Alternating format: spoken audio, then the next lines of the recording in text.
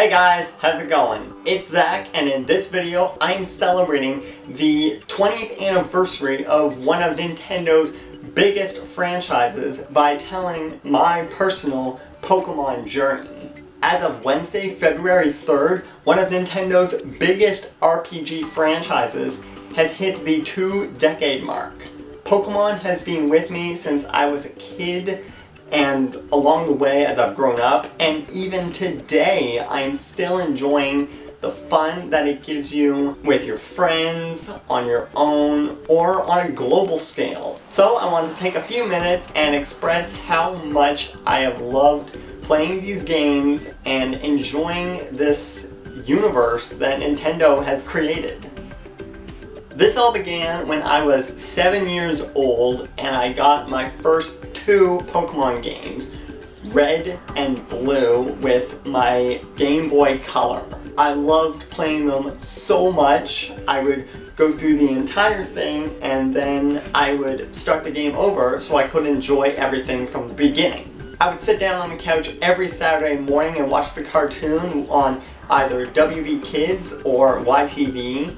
And the amount of cards and figures that I collected were nuts. I wouldn't just go for one version of a card either. I would seek out multiple. I think there were maybe 2 or 3 different Pikachus in my collection, and then you got the really obscure ones where you have like an electric Charmander, which doesn't make any sense whatsoever, but the franchise got so big, Nintendo decided to get a little creative with it. One of the best memories I have as a kid enjoying the Pokemon world was on, I think it was my 8th birthday. My parents had gotten me a holographic Charizard, which is basically being a rock star as a kid. It was probably the highlight of that year for me because Charizard has always been one of my favorites. He still is one of my favorites, even though he deserves to be a dragon, but he doesn't actually have the dragon type labeled on him, which is really dumb, but I digress.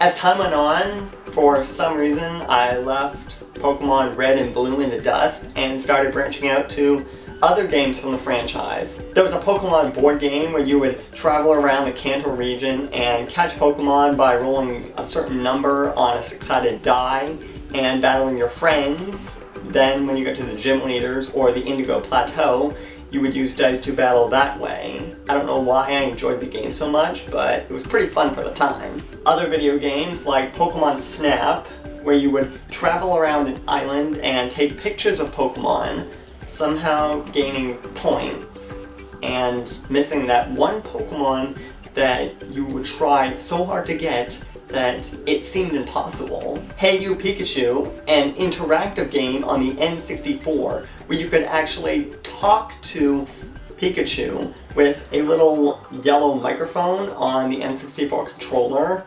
I lost a lot of time on that game, but at the same time I had a ton of fun because it was basically like owning your own Pikachu pet. Then there was Pokemon Stadium 1 and 2.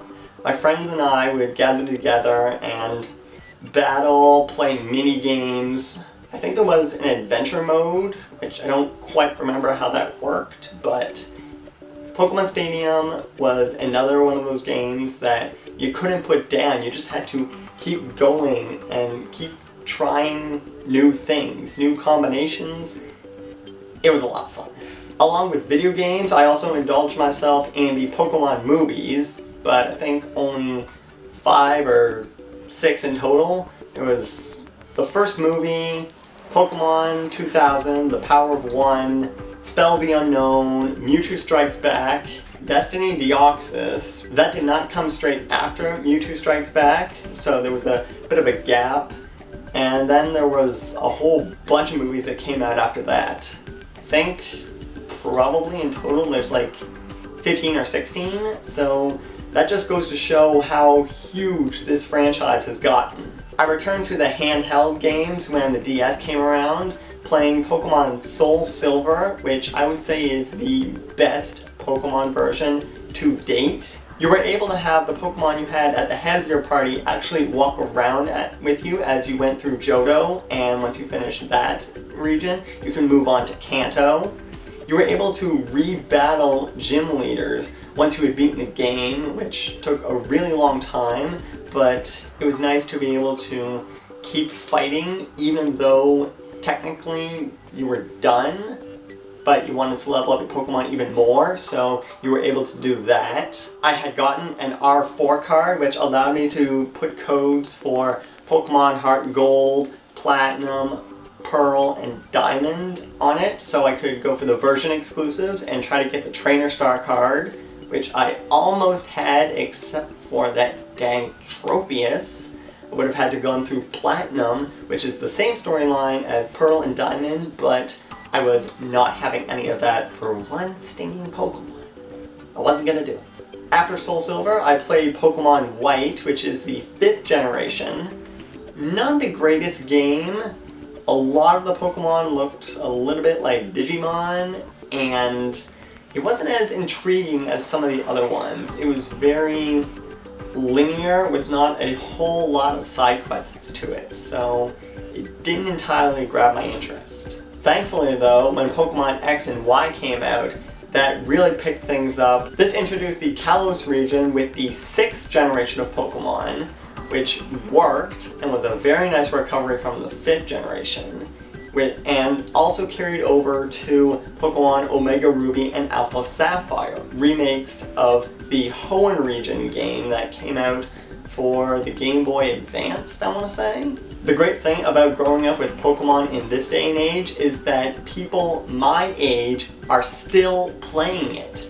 My friends Nathan, Alex, Karen, Mason, who actually lives down the hall from me, we're all playing at university level or just as adults because we love the nostalgia that it carries and the fun that we have. That's been my Pokemon journey in the past and up to this date, but what's coming up next? What do we have to look forward to and add on to our thirst for nostalgia or something new, some new innovative way to incorporate Pokemon into this day and age? We've already done, I don't know how many countless remakes. They're actually coming out with remakes, 3DS versions of Yellow, Red, and Blue, the very first games that were released. I am so excited for those. When I saw Katie Wilson's video about the Nintendo Direct that happened like a few months ago or last month, I was absolutely stoked and am still so excited for that. And very soon we're going to have Pokemon Go, an app that you can download on your phone so you can actually take Pokemon into the real world. From my understanding, it looks like there's going to be geocaching points scattered throughout the world that are marked with specific Pokemon. So you go to those places to catch them, and then it turns into the game. You battle your friends, you trade, fight gym leaders. It's really going to bring a whole new innovative way to play Pokemon for my generation and the generations before us. Another thing I want to do moving forward with the franchise is cosplay. I have already seen a ton of wicked Pokemon cosplayed in a kind of humanistic form. My friend Karen decided to go with her very own Pikachu cosplay and debuted that at NerdCon last year.